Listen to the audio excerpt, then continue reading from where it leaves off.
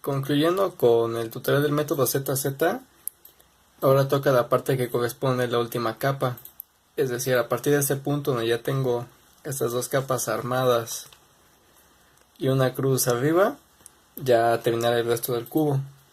Para esto existen muchas técnicas, de hecho ZZ es por mucho el método que más técnicas tiene, porque precisamente por llegar con las aristas orientadas, se puede prestar a muchas variaciones que tienen ciertas ventajas y desventajas. Aquí hice una pequeña lista con lo que son las principales formas de abordar la última capa de ZZ. En este video voy a hablar de cada una de ellas, más o menos en qué consiste, ventajas, desventajas, de manera que ustedes puedan decidir cuál variante utilizar. No voy a enseñar como tal cómo utilizarlas, por dos motivos. La primera es que muchas de estas variaciones ya tienen tutoriales que les aseguro que son bastante mejores de lo que yo podría hacer. Entonces lo que voy a hacer es tomar los tutoriales que yo personalmente verifico que sean buenos, de manera que puedan aprenderlo. Y de las otras variantes, el asunto es que como requieren muchos algoritmos o son conceptos medio extraños de explicar, finalmente me tomaría muchísimo tiempo hacer este video. Entonces lo que voy a hacer es explicar más o menos en qué consiste, y ya la que les suene más interesante les aconsejo que vayan a checarla, vean las diferentes opciones y se decidan por la que más les convenza. La primera variante, la de OCLL más PLL, es la que se ocupa de hecho en el método Friedrich. En este caso, como siempre tenemos una cruz hecha, lo único que tenemos que hacer es primero orientar las esquinas que faltan. Es decir, que nos quede una cara viva armada sin importar cómo quede a los lados. Repito, si ya saben el método Friedrich, esta parte ya la saben hacer, entonces no hay necesidad de explicar más cosas. Si no saben de lo que estoy hablando, básicamente es aprenderse 7 algoritmos, todos muy sencillos,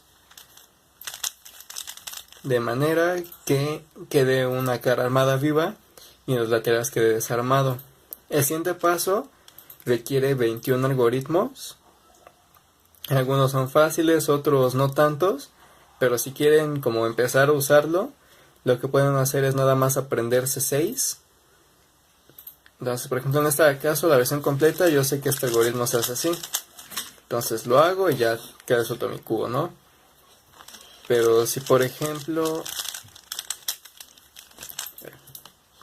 tengo este caso, supongamos que yo quiero aprenderme la mínima cantidad de algoritmos necesarios, lo que tendría que hacer es aprenderme un algoritmo para que en una de las caras hayan dos esquinas que tengan el mismo color hacia un lado. En este caso podemos usar este algoritmo, la permutación tipo T, que muchos conocerán. Ya que tengo esto, lo que puedo hacer es que si tengo una permutación tipo T, como en este caso, la hago y ya, ¿no? Pero si no fuera el caso, lo que hago es hacer otra vez el mismo algoritmo o el que ustedes quieran, de manera que todas las esquinas queden armadas y ya solo falten las piezas de las aristas de medio. Entonces ahí solo son 4 algoritmos y ya se acaba. Esta es la variante más sencilla, no considero que es la mejor, pero si no les interesa demasiado hacer tiempos así de clase mundial o nada demasiado lejos, con esto es suficiente. A diferencia del método Friedrich, que ocupa 57 algoritmos para la parte de la cara viva, este método solo ocupa 7, así que si no les gusta aprenderse muchos casos, esta puede ser la opción para ustedes. La siguiente es ZZBH. Esta es la variante que yo utilizo y la que honestamente yo considero la mejor, por lo menos como para un nivel intermedio, medio avanzado. Ahora sí que hacer muy buenos tiempos sin realmente preocuparse demasiado. ¿Esto en qué consiste? Dado que ya llegamos a la capa superior con una cruz armada, lo que puedes hacer es ocupar un conjunto de algoritmos que se llaman COLL, de manera que lo que haces es, además de solo girar las esquinas para que quede todo amarillo, armas también lo que son las esquinas directamente. Entonces, por ejemplo, aquí en este caso, hago este algoritmo y ya me quedan las esquinas armadas. O sea, ya en este caso todas las esquinas están armadas. y entonces solo decido entre los 4 algoritmos posibles que hay. Todos se pueden resolver con capas intermedias, lo cual es bastante cómodo, y ya termina. El primer paso de armar las esquinas consta de 40 algoritmos. Sí, es un poco pesado, pero realmente cuando le hagas el truco no es tan difícil. De hecho, yo me los aprendí todos en una hora, así que ciertamente es posible hacerlo. Esta es una variación muy buena para dos manos, porque muy seguido el último paso, el de permutar las aristas que faltan, se salta. Entonces ya con eso se puede ahorrar bastante tiempo. Todos esos algoritmos también, como solo se hacen con capas intermedias y U, son muy fáciles de hacer. Y si por ejemplo lo usan para una mano, también es de las mejores variantes, porque todos esos algoritmos se pueden resolver nada más con movimientos de dos capas. Es como por ejemplo en este caso, yo lo resuelvo así, y de hecho pasó lo que les decía, de que se saltó el paso. Entonces esta es una variación que es moderadamente fácil de aprender y que lleva muy buenos resultados. La siguiente variación se llama ZZB. Esta es una variante un tanto más ruda. Es parecido al caso anterior que expliqué con los EULLs. Solo que en este caso lo que haces es que cuando terminas tu bloque, digamos que voy terminando por acá, haces una serie de movimientos, 3 o 4 dependiendo de la situación, de manera que siempre te queden, además de hacer casos que tienen una cruz arriba, solo hay dos posibles. Esto que se llama una H, que si se fijan las esquinas aquí, estas dos están viendo al mismo lado, y aquí estas dos al mismo lado. O este caso que se llama pi, que es parecido al otro que igual tengo una cruz, estas dos vienen hacia un lado, pero estas dos están volteadas. Lo que se hace en este subconjunto es que como siempre te queda uno de estos dos casos, es aprenderte el CULL que corresponde, es decir, armar las esquinas y al mismo tiempo armar las aristas. Es decir, es un subconjunto de ZBLL que a continuación explicaré, que básicamente lo que hace es cuando llegas a este punto, acabas el cubo en un solo paso. Es un poco pesado porque algunos algoritmos no son tan buenos, se tienen que memorizar bastantes algoritmos, son como 160, pero tiene ventajas como el de acabar la última parte en un solo paso.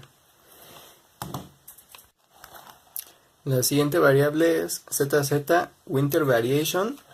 Esta no es mi variante favorita, pero para dos manos usualmente suele funcionar muy bien, aunque para una mano honestamente no me gusta nada, pero bueno, finalmente si les gusta la variante pueden utilizarla. ¿En qué consiste en esta? Cuando ya estás a punto de terminar tus bloques, que solamente te falta un par, lo que haces es que cuando estás en la parte de arriba y ya tienes un par hecho, es decir que nada más te falta meterlo, como si fueras a hacer esto, lo que haces es meterlo de una manera diferente, de manera que te quede una cara viva armada, y entonces se resuelve como había explicado en OCLL más PLL. Te quedan 21 algoritmos posibles, entonces ya solo lo resuelves. Esta variante tiene la ventaja de que solo ocupa 17 algoritmos, pero tiene la gran desventaja de que el par ya tiene que estar hecho y de que el PLL que te toca al final lo dejas totalmente a la suerte. No tienes ningún tipo de control realmente, entonces para dos manos puede funcionar porque tienes como que más libertad, pero para una mano no me gusta nada esa variante, pero a algunos puede que les llegue a gustar. La siguiente variación se conoce como ZZZT y esta es probablemente por la que muchas personas hayan oído hablar del método ZZ. ¿En qué consiste esta variación? Supongamos que tenemos un cubo donde ya tenemos los bloques casi terminados, únicamente nos falta un par. Lo que se hace es que en vez de armar ese par, ahora sí que como lo haremos normalmente, lo que haces es armarlo en dos partes. Primero ocupas de uno entre 108 algoritmos, sé que suena mucho, pero todos estos algoritmos son muy fáciles, de manera que coloques la arista en su sitio. Entonces en este punto como que hicimos la mitad del par, por decirlo así. Y lo que se hace después es que, bueno, cuando metas este par, todas las esquinas te quedan ya orientadas, es decir, que se queda como si tuvieras una cara casi completamente armada, a excepción de esta pieza. Entonces, ¿qué es lo que haces después? Lo que buscas es completar el par y cuando este par esté completado, el cubo va a estar resuelto. Entonces es como una manera de que mientras haces el último par, el cubo se termine de resolver. Este caso me parece que se resuelve así.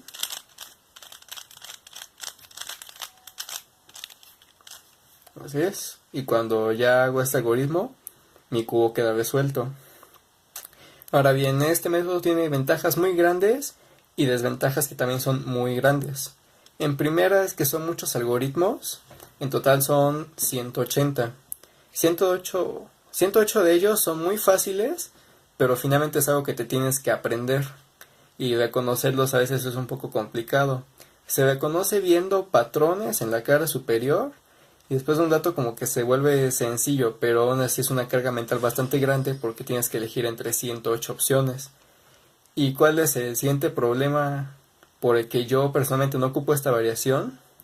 El último paso donde terminas el bloque se llama TTLL, son 72 algoritmos, una cantidad un poco grande, pero es muy manejable. Todos estos algoritmos se pueden resolver generalmente con solo movimientos de dos capas, es decir, nada más dos capas y a veces algunas de en medio. Esto es muy cómodo, pero la desventaja tremenda de esta es que los algoritmos son muy largos. La mayoría de los casos tienen hasta más de 20 movimientos y eso realmente me parece un poco absurdo. Es cierto que esa es una ventaja muy grande para resolverlo con una mano, porque finalmente en una mano lo que se busca es nada más mover dos capas.